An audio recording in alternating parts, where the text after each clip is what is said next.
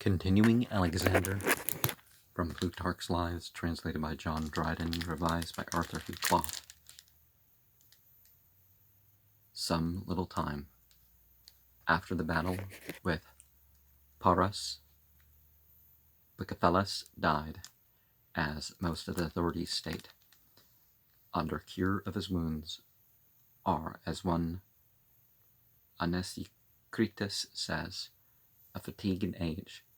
Being 30 years old, Alexander was no less concerned at his death than if he had lost an old companion or an intimate friend, and built a city which he named Bucephalia in memory of him on the bank of the river Hydaspes. He also, we are told, built another city and called it after the name of a favorite dog, Peritus, which he had brought up himself. So Sotion assures us he was informed by Potamon of Lesbos. But this last combat with Porus took off the edge of the Macedonians' courage and stayed their further progress into India. For having found it hard enough to defeat an enemy who brought but 20,000 foot and 2,000 horse into the field, they thought they had reason to oppose Alexander's design of leading them on to pass the Ganges too, which they were told was 32 furlongs broad and 100 fathoms deep, and the banks on the further side covered with multitudes of enemies. For they were told the kings of the Gondaritans and the Praesians expected them there with 80,000 horse, 200,000 foot, 8,000 armed chariots, and 6,000 fighting elephants. Nor was this a mere vain report spread to discourage them, for Androcatus, who was not long after reigned in those parts, made a present of 500 elephants at once to Seleucus, and with an army of 600,000 men subdued all India. Alexander at first was so grieved and enraged at his men's reluctancy that he shut himself up in his tent and threw himself upon the ground, declaring, if they would not pass the Ganges, he owed them no thanks for anything they had hitherto done, and that to retreat now was plainly to confess himself vanquished.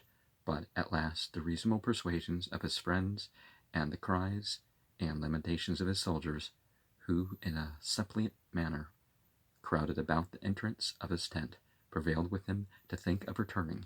Yet he could not refrain from leaving behind him various deceptive memorials of his expedition, to impose upon after times and to exaggerate his glory with posterity, such as arms larger than were really borne, all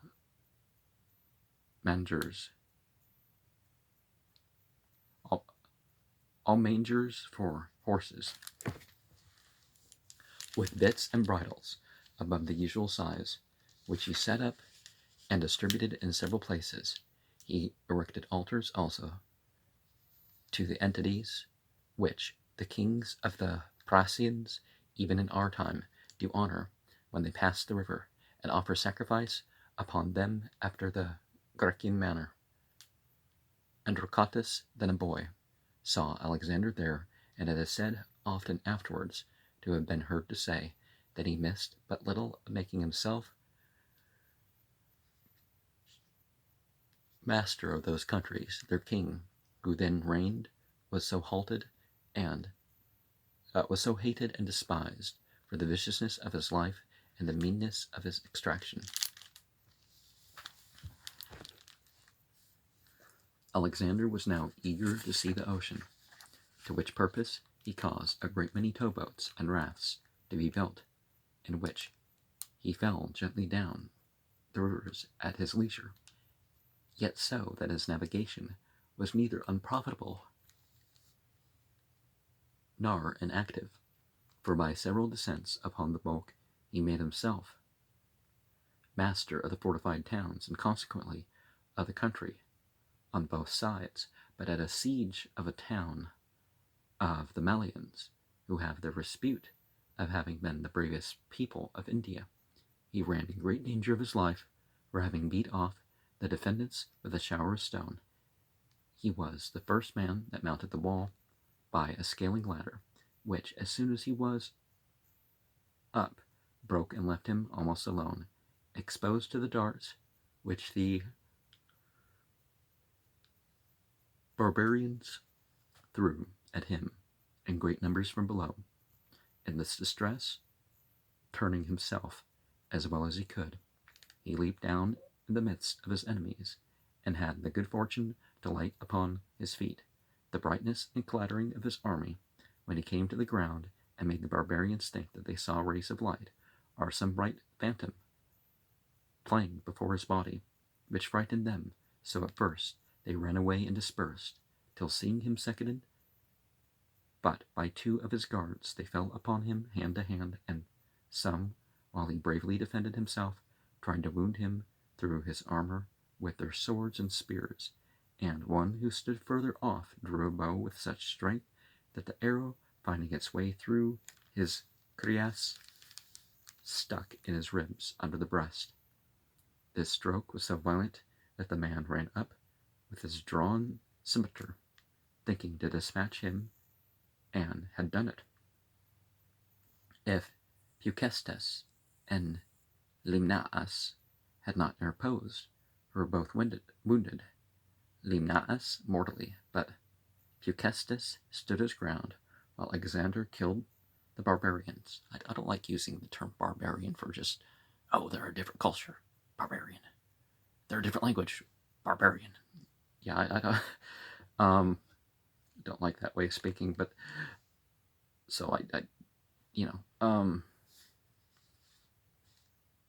but this did not free him from danger, for besides many other wounds, at last he received so weighty a stroke of a club upon his neck that he was forced to lean his body against the wall, still however facing the enemy. At this extremity the Macedonians made their way in and gathered round him.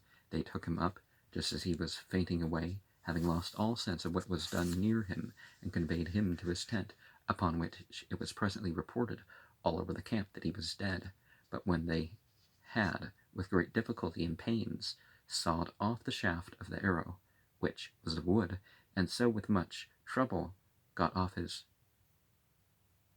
cuirass, they came to cut the head of it, which was 3 fingers broad and 4 long, and stuck fast in the bone. During the operation he was taken with almost mortal swoonings, but when it was out he came to himself again. Yet, though all danger was past, he continued very weak, and confined himself a great while to a regular diet and the method of his cure. Not enough diet-based cures nowadays. Till one, hearing the Macedonians clamoring outside in their eagerness to see him, he took his cloak and went out, and having sacrificed to those that were considered to be gods and goddesses, without more delay he went on board again, and as he coasted along subdued a great number of the country on both sides, and several considerable cities. Now, there's actually a question drawn, because they think Alexander maybe didn't believe in that all these things were something to worship, but he allowed the people to do it. So if his generals and stuff were just trying to pick up and follow the so-called deities of the places and whatnot, because they were in a new land and trying to, well, this is the way, the custom and that sort of thing. But they, of course, wanted to remain more Greek than Alexander, so maybe they shoved it off on Alexander, that Alexander was the one doing it. But you can sort of accept the material culture without accepting the mode of worship. I'm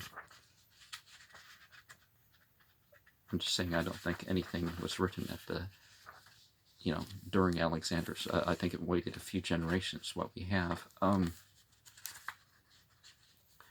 At this voyage, he took 10 of the Indian philosophers prisoners, who had been most active in persuading Sabas to revolt, and had caused the Macedonians a great deal of trouble.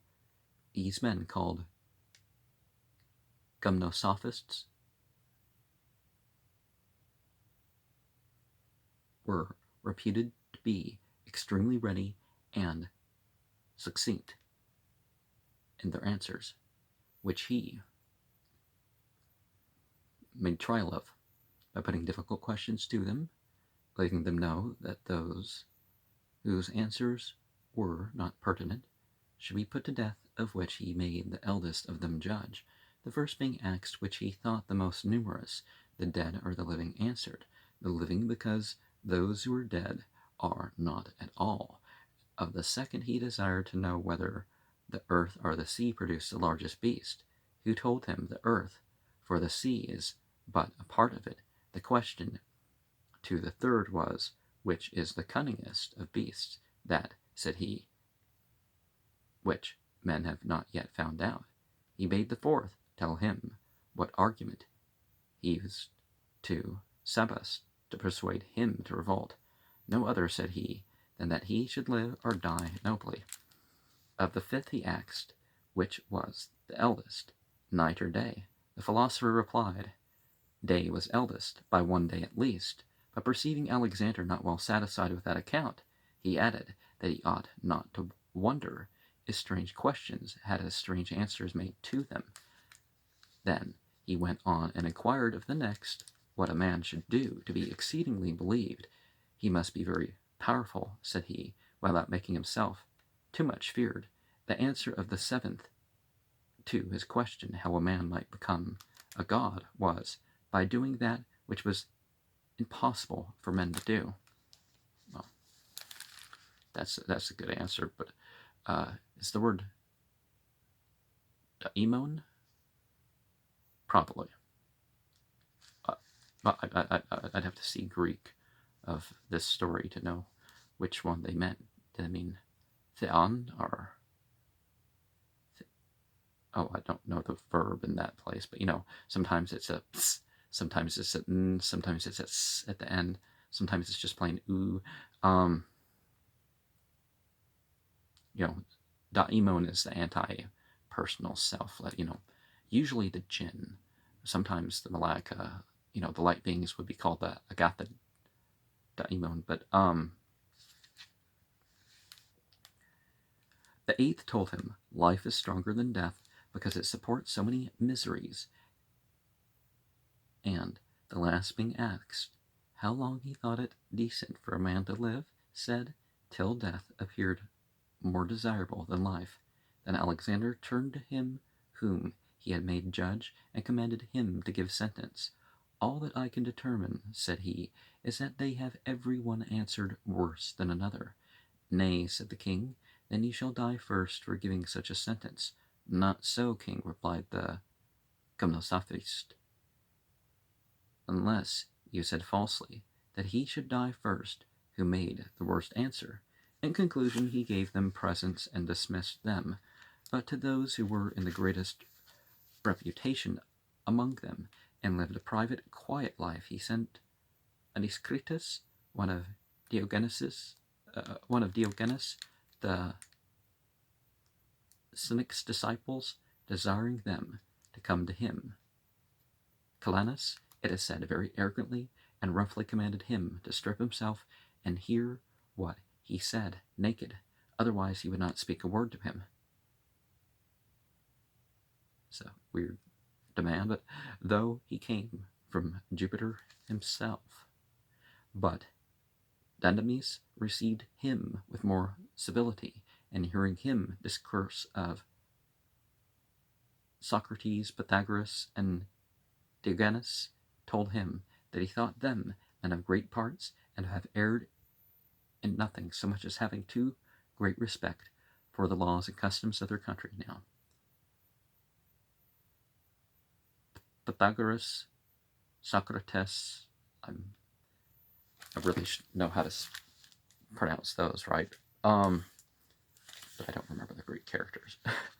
Others say Dandamis only asked him the reason why Alexander undertook so long a journey to come into those parts. Tixilis, however, persuaded Calanus to wait upon Alexander. His proper name was Sphinus, but because he was wont to say Kale, which in the Indian tongue is a form of salutation to those he met with anywhere. I'm going to remember that when I eat kale, right? The Greeks called him Calanus. He is said to have shown Alexander an instructive emblem of government, which was this: he threw a dry, shriveled hide upon the ground and trod upon the edges of it. The skin, when it was pressed in one place, still rose up in another, whithersoever he trod round about it, till he set his foot in the middle, which made all the parts lie even and quiet. The meaning of this similitude being that he ought to reside most in the middle of his empire, and not spend too much time on the borders of it. His voyage down the rivers took up 7 months' time, and when he came to the sea, he sailed to an island which he himself called Scilestis. Others, Pisiltakis, where going ashore he sacrificed and made what observations he could as to the nature of the sea and the sea coast. Then, having besought what were considered to be gods and goddesses, that no other man might ever go beyond the bounds of this expedition, he ordered his fleet, of which he made Nearchus admiral and Anicitus pilot, to sail around about, keeping the Indian shore on the right hand, and returned himself by land through the country of the Orites, where he was reduced to great straits for want of provisions, and lost a vast number of his men, so that of an army of 120,000 foot and 15,000 horse, he scarcely brought back above a fourth part out of India. They were so diminished by disease, ill diet, well, if you don't know what to eat because of all the foreign plants, and scorching heats, but most by famine, for their march was through an uncultivated country whose inhabitants fared hardly, possessing only a few sheep, and those of a wretched kind, whose flesh was rank and unsavory by their continual feeding upon sea fish. Fish-eating sheep, that's something not expected, right? After 60 days' march, he came into Gracia, where he found great plenty of all things which the neighboring kings and governors of provinces, hearing of his approach, had taken care to provide. When he had here refreshed his army, he continued his march through Carmania, feasting all the way for 7 days together. He, with his most intimate friends, banqueted and revelled night and day upon a platform erected on a lofty, conspicuous scaffold, which was slowly drawn by 8 horses. This was followed by a great many chariots, some covered with purple and embroidered canopies, and some with green boughs, which were continually supplied afresh, and in them the rest of his friends and commanders, drinking and crowned with garlands of flowers. Here was now no target or helmet or spear to be seen. Instead of armor, the soldiers handled nothing but cups and goblets and Dericlean drinking vessels, which, along the whole way, they dipped into large bowls and jars, and drank healths to one another. Some seating themselves to it, others as they went along. All places resounded with the music of pipes and flutes, with harping and singing, and women dancing, as in the rites of Bacchus.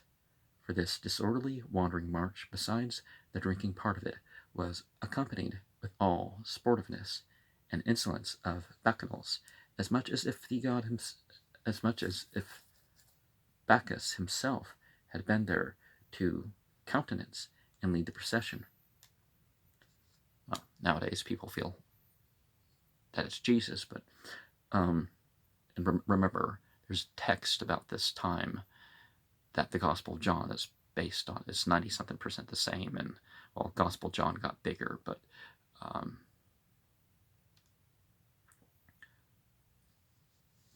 the text to start with was, the Gospel John was pretty much, okay, Jesus is the Bacchus, some couple things about the Israelites, done. For this disorderly wandering march, besides the drinking part of it, was accompanied with all the sportiveness and insolence of bacchanals. As soon as he came into the royal palace of Gracia, he again refreshed and feasted his army. And one day, after he had drunk pretty hard, it is said that he went to see a prize of dancing contended for, in which his favorite Bagoas, having gained the victory, crossed the theatre in his dancing habit, and sat down close by him, which so pleased the Macedonians that they made loud acclamations for him to kiss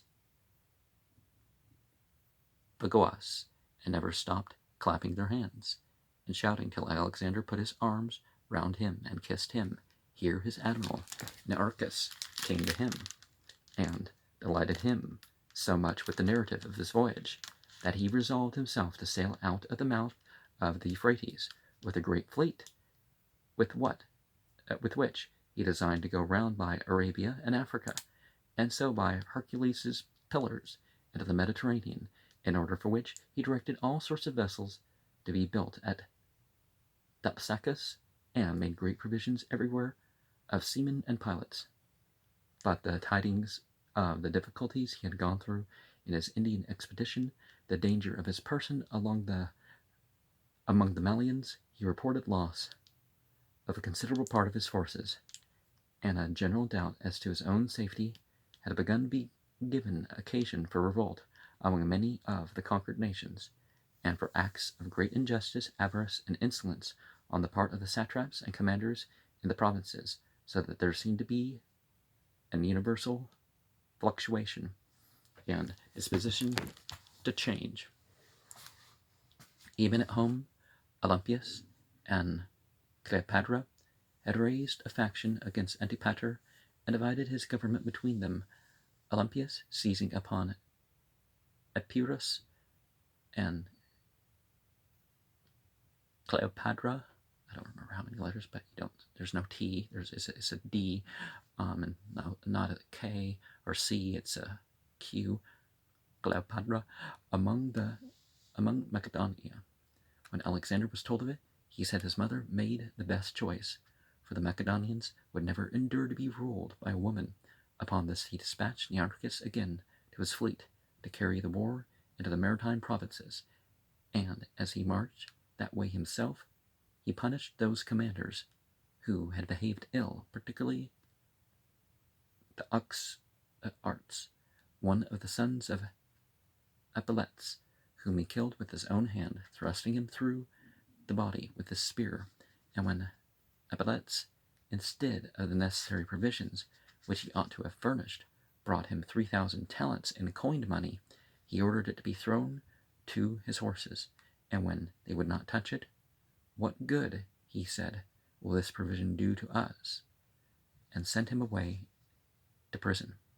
When he came into Persia, he distributed the money among the women, as their own kings had been wont to do, who as often as they came thither, every one of them a piece of gold, on account of which custom some of them, it is said, had come to him but seldom. But Archus was so sordidly covetous that to avoid this expense he never visited his native country once in all his reign. When he came into Persia, he distributed money among the women, as their own kings had been wont to do, who as often as they came thither gave every one of them a piece of gold, on account of which custom some of them, it is said, had come but seldom. And Archus was sordidly covetous that, to avoid this expense, he never visited his native country once in all his reign. Then finding Cyrus's sepulchre open and rifled, he put Polemachus, who did it, to death. Though he was a man of some distinction, born a Macedonian, Apella, and after he had read the inscription, caused to be cut again below the old one in Greek characters, the words being these: O man, whosoever thou art, and from whencesoever thou comest, for I know thou wilt come. I'm Cyrus, Kurash they called him, in Persian, the founder of the Persian Empire. Do not grudge me this little earth which covers my body. The reading of this sensibly touched Alexander, filling him with the thought of uncertainty and mutability of human affairs.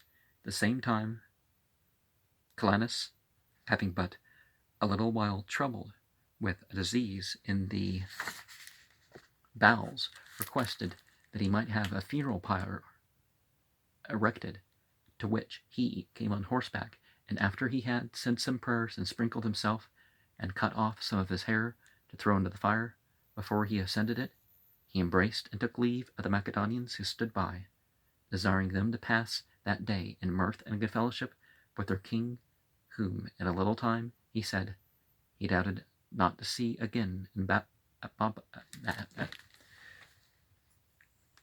he doubted not to see at Babylon.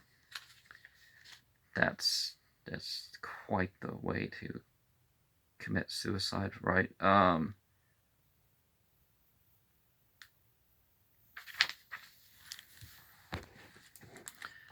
Which one shouldn't do. Having this said, he lay down, and covering up his face, he stirred not when the fire came near him, but continued still in the same posture as at first, and so sacrificed himself as it was the ancient custom of the philosophers in those countries to do. The same thing was done long after by another Indian who came with Chasar to Athens, where they still show you the Indian's monument.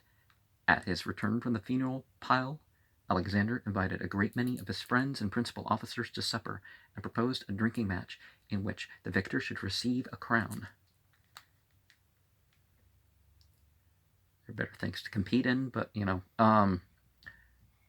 Permachus drank 12 quarts of wine and won the prize, which was a talent from them all. But he survived his victory but 3 days, and was followed, as Carus says, by 41 more, who died of the same debauch, some extremely cold weather having set in shortly after. Well, if you include the people that have been weakened or brain dead or something from drinking bouts, in my country, before the pandemic, the total was like 300-something thousand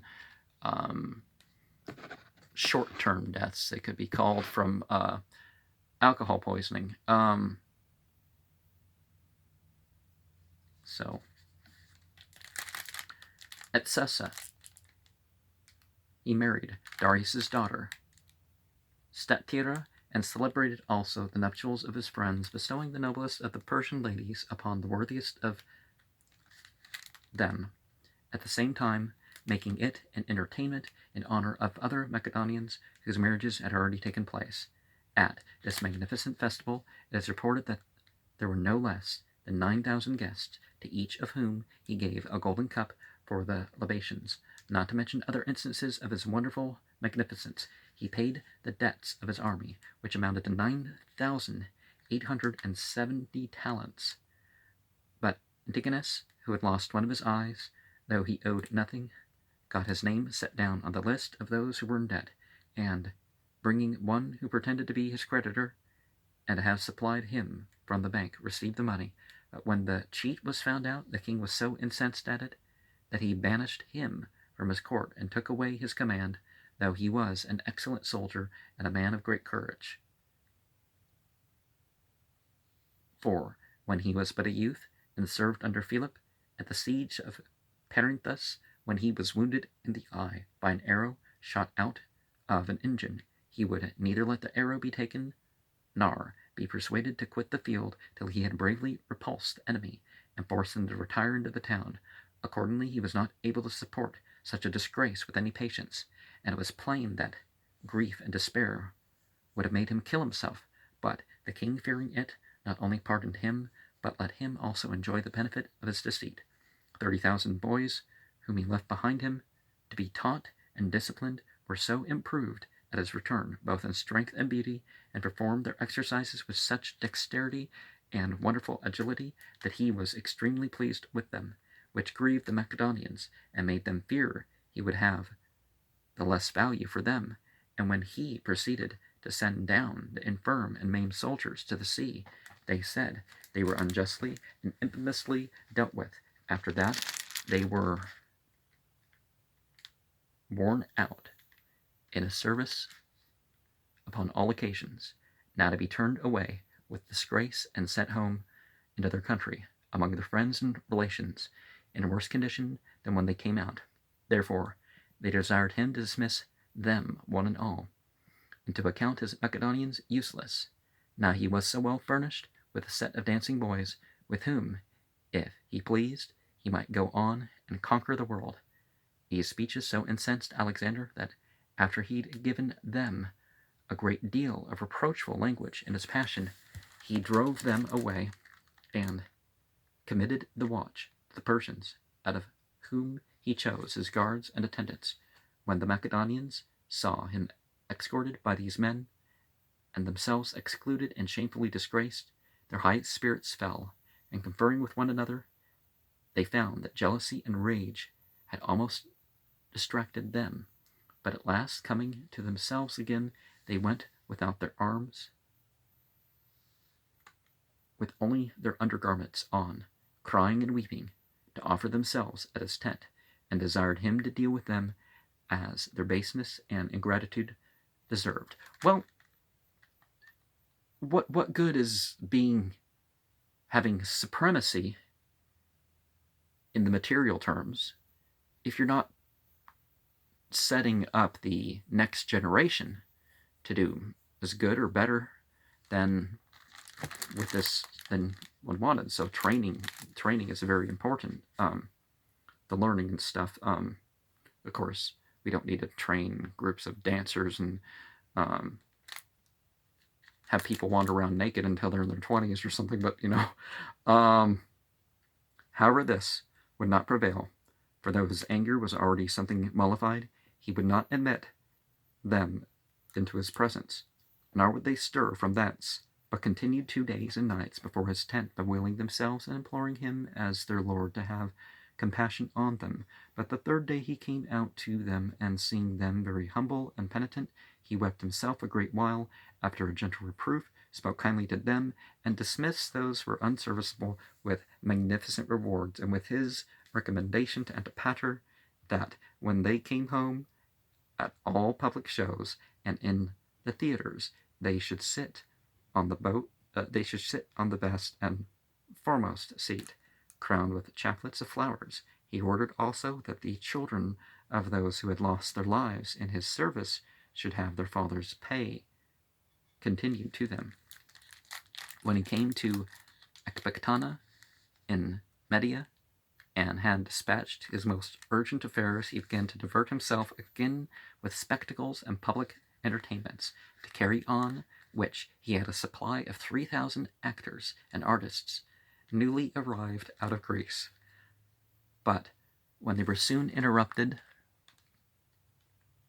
by Hephaestion's falling sick of a fever, in which, being a young man and as a soldier too, he could not confine himself to so exact a diet as was necessary, for, whilst his physician, Glaucus, was gone to the theatre, he ate a fowl for his dinner, and drank a large draught of wine, upon which he became very ill, and shortly after he died. In some cultures, being a soldier would mean that you're more disciplined, not less disciplined. Just like people when they're going to college, they feel, some people feel excused to go wild and whatnot, and but they can actually weed that out of the army. But